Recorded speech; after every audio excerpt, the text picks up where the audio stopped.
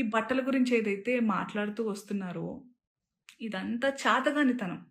Self control, insecurities మళ్ళీ చెప్తున్నా. Insecurities, self control లేని వాళ్ళు ఎదుటి వాళ్ళ మీద రుద్దుతూ ఉంటారు కంట్రోల్‌ని. వాళ్ళకి కంట్రోల్ లేనప్పుడు వేరే వాళ్ళని కంట్రోల్ చేయాలని చూస్తూ ఉంటారనమాట.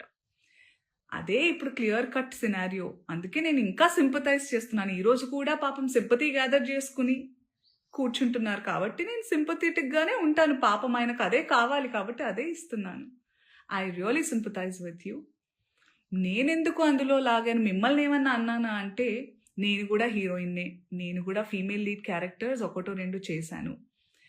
మీరు హీరోయిన్ అని అంటున్న సందర్భాల్లో ఆడవాళ్ళు ఇలా బట్టలు వేసుకోవాలి, ఇక్కడ దాకా ఓకే. సార్, మిమ్మల్ని నేను చెప్తున్నానా మీరు ఈ బట్టలు వేసుకోమని? ఎవరైనా ఆ హీరోయిన్లన్నా మీతో అంటున్నారా? నేను పర్సనల్గా చెప్తున్నాను, చాలామంది హీరోయిన్స్ నన్ను అప్రిషియేట్ చేస్తారు because of the voice I have. And ఆ బలంతో నెగటివ్గా అయితే ఎప్పుడు నేను ఉపయోగించుకోలేదు. ఆ బలాన్ని పాజిటివ్గానే ఇలాంటి సందర్భంలో చెప్తున్నా. మీరు మా అందరికీ బట్టలు వేసుకోవాలి అనే చిన్నపిల్లలం కాదు మేము. మా హక్కులు మాకు తెలుసు. మా ఇష్టాలు మమ్మల్ని జీవించాల్సిందిగా ప్రార్థిస్తున్నాం సార్. మీకు కూడా చాలా వినమ్రతతో చెప్తున్నాను.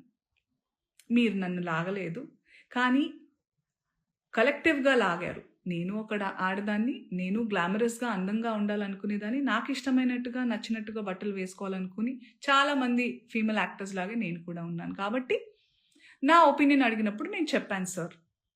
మీరు ఏదైతే చాలా బల్లగుద్ది ధైర్యంగా చెప్పగలుగుతున్నారో, you have the audacity to tell that I stand on my statement. You had the audacity to call, to use those slur words and say sorry, and you wanted to just forget. I mean, all of us should forget. I'm not sorry to say this, but you cannot get away with things like that.